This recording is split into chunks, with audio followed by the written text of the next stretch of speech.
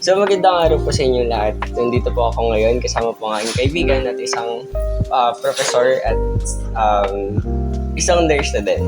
So nandito po kami ngayon para upang makipanayam tungkol sa kanyang mga positibong karanasan at mga negatibong karanasan sa kanyang trabaho. So sir, maaari po ba kayo magpakilala? Hello po ay si Tagalog. Ako po ay si Raymar Ron, kasalukuyang nagtatrabaho sa Bicol Medical Center bilang isang head nurse sa Trauma and Burn Center. Halos ilang taon na ba ako sa BMC?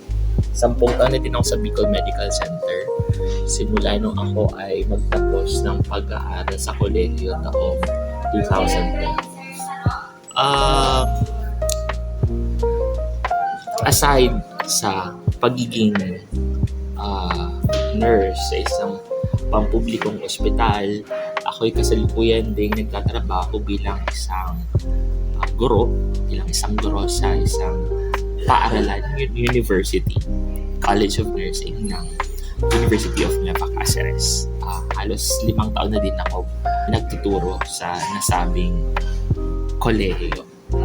Yun po, meron lamang po kami mga ilang katanungan patungkol po sa inyong trabaho. Magandang araw ulit.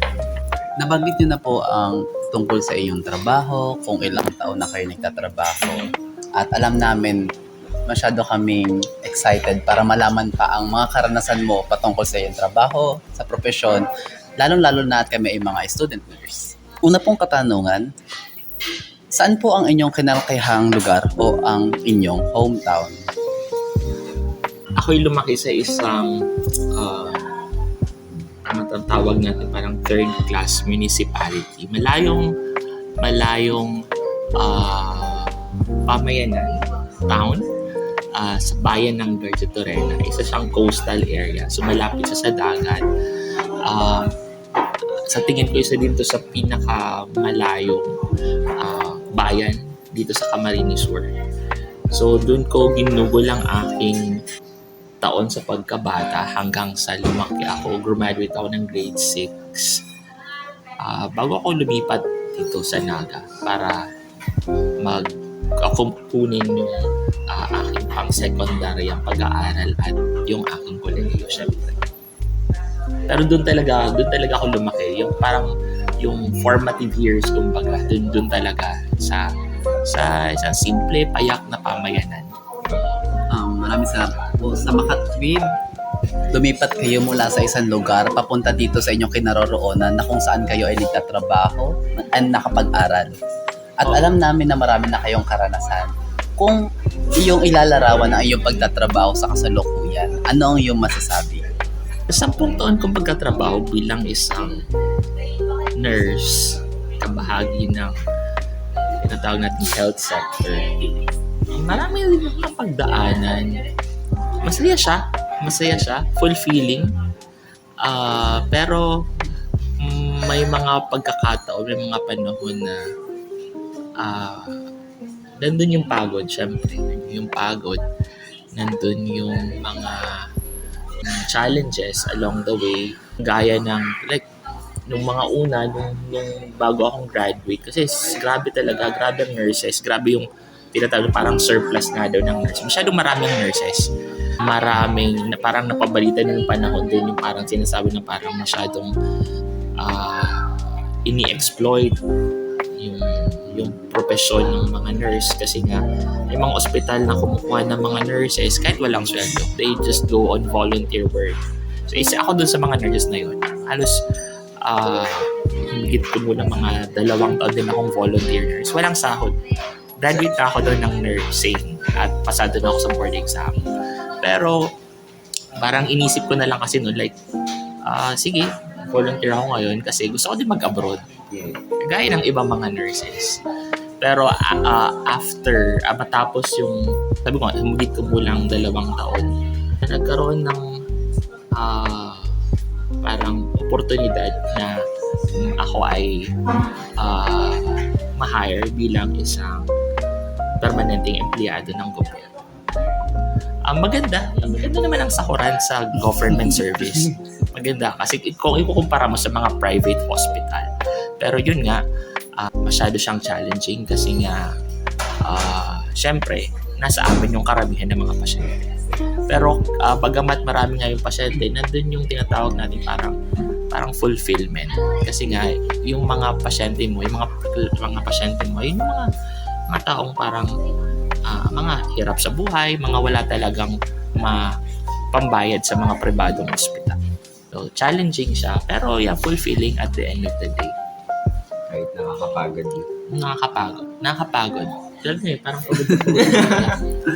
So, salamat sa pagpayag na mga kapanayam namin ni Sir.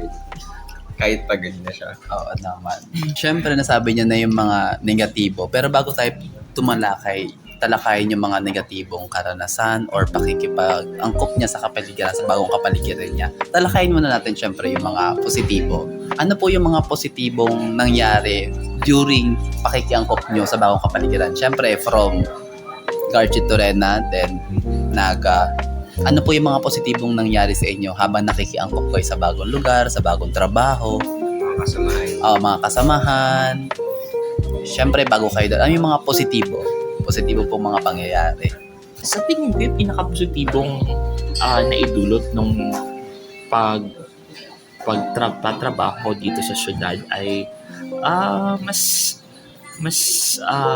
naging malawak yung pag-unawa ko sa propesyon na kinaangkupan ko. Syempre mas naging malalim yung pag-intindi ko sa mga bagay-bagay. Maraming mga tao ka makakatrabaho, makakasalamuha. Hindi tulad kung nandun ka sa isang maliit na pamayanan, mas konti yung mga tao makakasalamuha mo sa health sector at makita mo yung parang grabing pagkasalat. Tama ba yung term ko? Salat ng mga, like for example, yung mga resources, yung facility, na yun naman talaga yung pinaka-problema ng ating health sector ngayon. So makikita mo yung parang dalawang mukha ng health sector. Kung ikukumpara mo kung magtatrabaho ka sa isang malaking syudad, malaki yung mga hospital. Magkakaroon ka ng mas malalim na pag-unawa sa pag-manipula ng mga bagong mga teknolohiya, maka-experience ka ng iba't ibang klaseng karamdaman na mas makakapagpalalim pa sa parang pagpapalago mo sa kaalaman mo bilang isang professional na yun yung sa tingin yung pinaka magandang naidulot sa pagtatrabaho sa syudad. Mabuti naman po at meron talagang positibong nangyari. Lalo na yung mga kaalaman, kita-kita talaga yung pagkakaiba na pinagmulan niya dito sa syudad, yung mga kaalaman, yung mga bagong teknolohiya. At natutuwa naman po kami na malaman na maganda yung parang progress mula sa konting lugar hanggang mas malaking lugar, mas madaming kaalaman, mas madaming kakilala. Ikaw, partner, meron ka bang karagdagang katanungan tungkol sa mga negatibo naman? So, ngayon naman po dapat tayo sa mga negative or mga negatibong karanasan, sir. Sir, simulan po natin sa katanungan. Naranasan mo ba ang anumang mga hamon sa pag-aangkop sa bago mong kapaligiran sa trabaho? Like yung mga challenges po sa parang new environment. I think yun na yun, yung isa sa pinaka parang challenge when it comes sa pagkakaroon ng bagong work environment is talaga yung pakikibagay mo sa mga katrabaho. Natandaan natin na iba yung kultura, iba yung mga kagawian ng mga tao sa pamayanan, sa mga maliliit na baryo, sa mga malalayong bayan. Kung ikukumpara mo sa mga sa kultura ng mga tao na nandito sa syudad. Of course, nandun yung challenges kung paano sabi ko nga, maraming mga bagong teknolohiya kang makikita or gagamitin. So, isa yon sa mga challenge siguro kung paano ka makakapag-adjust dun sa mga bagong teknolohiya kailangan mong gamitin sa pagtatrabaho.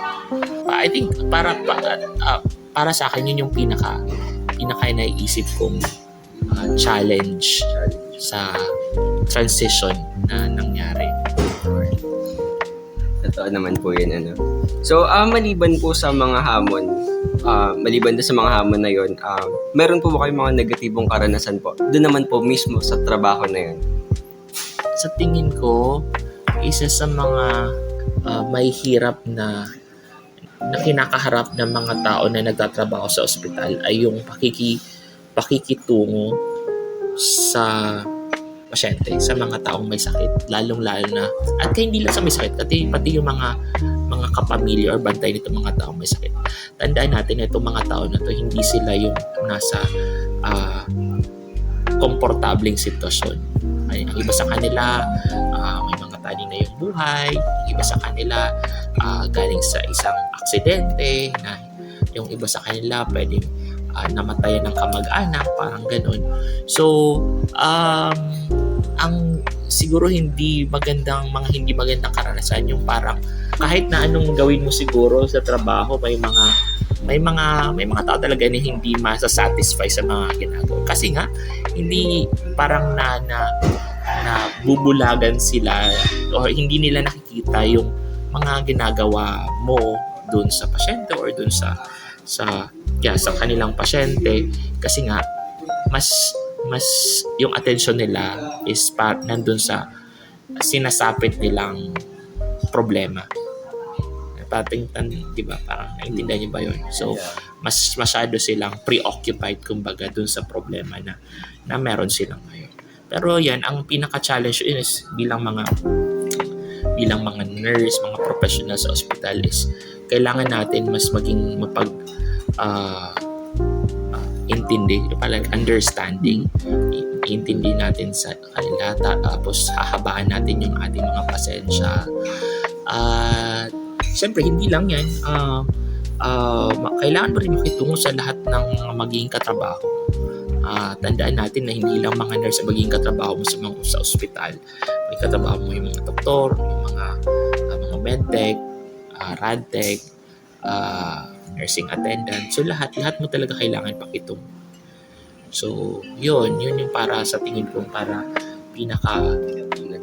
hindi siya, ako naman kasi hindi ako parating tumitingin sa mga negatibong bagay at hanggang na lang doon sa pagiging negatibo. Sabi nga niyan, you need to see negative things with a positive outlook. Parang ganun, di ba? So, kahit negatibo na yung nangyari, kahit negatibo na yung sitwasyon, kailangan mo pa rin isipin na at the end of the situation, kailangan may magandang maidudulot pa rin siya. So, yun. Kaya siguro, kaya hanggang ngayon, nandito pa rin ako sa profession na to kasi yun yung outlook ko. Kasi kung parati na lang siguro akong magbumukbuk doon sa mga hindi magandang karanasan, hindi magandang pangyayari, pwedeng after ilang years ng pag-practice, nag-quit na ako sa nursing. Lumipat na ako ng ibang profesyon. May mga profesyon na hindi na kailangan mag-duty ng gabi. May mga profesyon na hindi mo kailangan makita ng namamatay na tao araw-araw. Diba? Pero iba kasi yung profesyon natin. Yung profesyon na kakabilangan matapos ang ilang taon. Totoo naman. Naramdam ko din yung parang paghihirap niya. Sa habang nagkukwento. After ilang years, mararanasan din natin yan. Ano wag muna? So sa tingin ko, nasagot naman na po ni Sir ang susunod nating katanungan. Pero sa babanggitin ko pa din, ano ang mga paraan mo upang malagpasan ang lahat ng hamon nito? Bukod po dun sa mga nabanggit niyo na tinitignan niyo yung parang hindi naman sa negative, pero yung mga ganong bagay as a positive outlook. Sa tingin niyo po, ano pa yung parang iba niyo pong pamamaraan para po malagpasan yung mga challenges na yun, mga experiences na yun? Alam nyo kasi, Anthony and Mark, siguro yung, sabi nga yan, your experience will always be your best teacher. Nung mga bago pala akong nurse, grabe yung passion ko. Grabe lang yung passion ko. Sabi ko, ano, diba? Ba't ba ako mag-volunteer? Wala akong sahod. Duling na piso, wala akong natatanggap. So, yung bibigay pa sa akin ng baon yung mga magulang ko. Tsaka, hindi rin po biro yung 2 years. So, 2 years. So, grabe yung passion. Pero masaya ang buhay noon. Walang masyado. Like, hindi ka lang, ganyan. Masaya lang. Tapos, syempre, mas grabe yung responsibilidad nung na-hire ka na talaga. So, mas mataas yung responsibilidad. And, as you move along, habang naging mas matagal ka na sa profession, syempre mag-a-aspire ka to enrich yourself, like, diba? So promotion, ganyan hanggang sa maging head ka na ng isang area.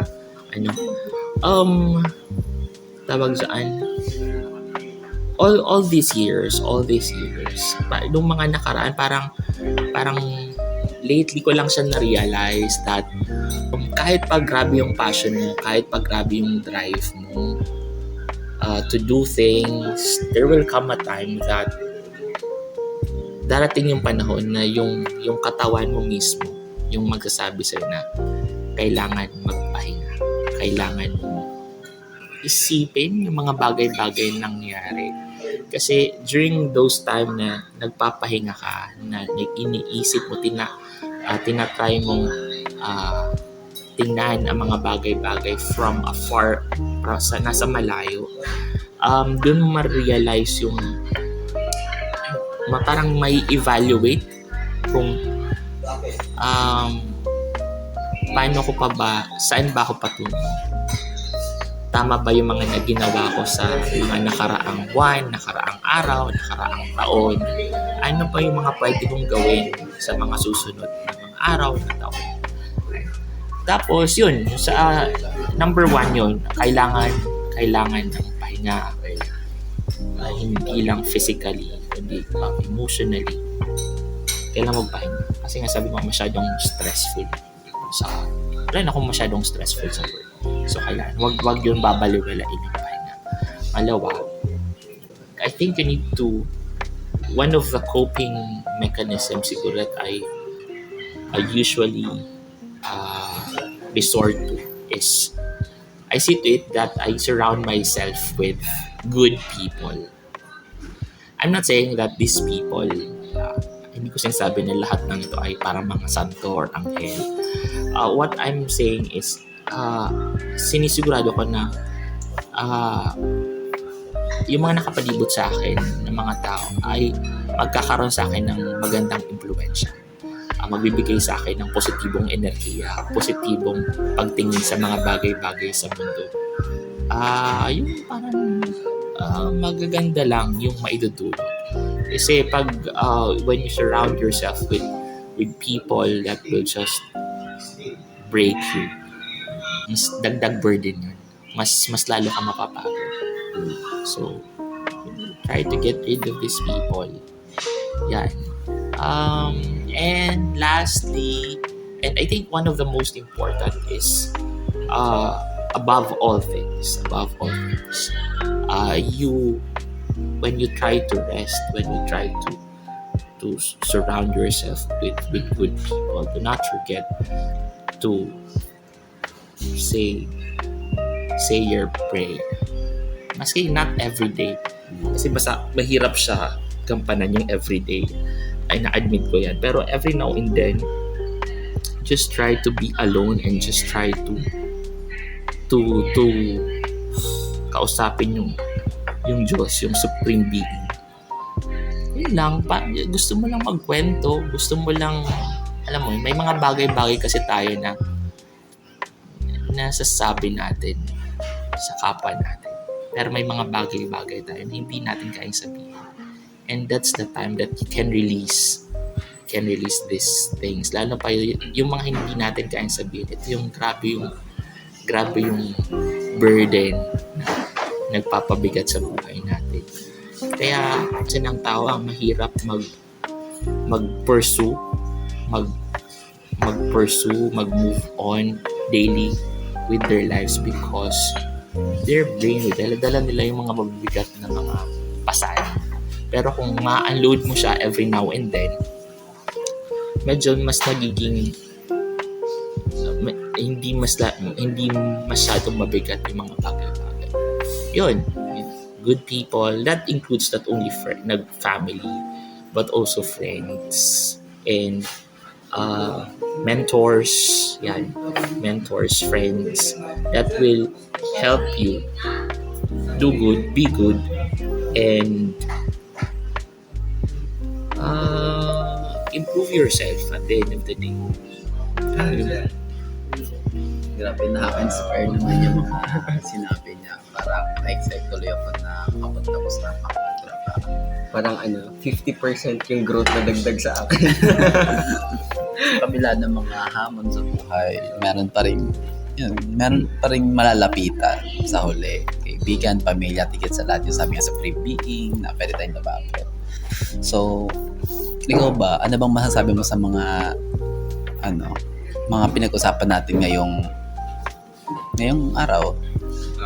Para sa akin, magandang siya, parang inspiration para mas lalo tayo magpatuloy sa profession na kinukuha natin ngayon. And yun nga, tulad nga nung sinabi ni Sir, maganda yung parang sinusurround mo yung sarili mo sa mga good people kasi totoo naman, kapag naman parang hindi maganda yung dulot nila sa'yo, mas hihilayin ka nila pababa or pipigilan ka nila sa parang growth mo. Upang mas lalo pa lumago yung sa sarili mo. Yung mindset mo, ikaw.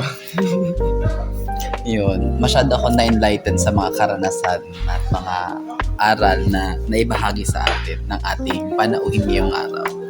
At maraming salamat po ulit, Sir, sa pagtanggap ng aming pag-anyaya. Kahit medyo, alam nyo, busy, pagod, sabi niya nga, nabanggit niya kanina, medyo toxic minsan ang duty. Yun, nag-o-operate siya sa aming paanyaya. At ato, patunay nga, nandito, pumayag, sumang-ayon sa aming paanyaya. So, maraming salamat po ulit sa inyong pakikilaho sa konting panayam naman. Oo naman. Gusto ba kayong sabihin? Kasi sabi niyo pakikipagtalastasan to. Nasaan yung talastasan na naganap? Naabusan. Masyado po kaming na overwhelmed sa mga bagong kaalaman na aming nalaman. Yung syempre, Speechless. yung mga pinabanggit na kanina. Grabe. Iba talaga yung alam mo yung may karanasan sa walang karanasan. Diba? Ibang-iba yung from simula dito hanggang dito. Kumbaga, hindi na yun, parang naging wisdom na siya. At yun po, maraming salamat ulit. Wala. Sir, pang thumbnail. Pang thumbnail. Parang post lang kayo dun. 1, 2, 3.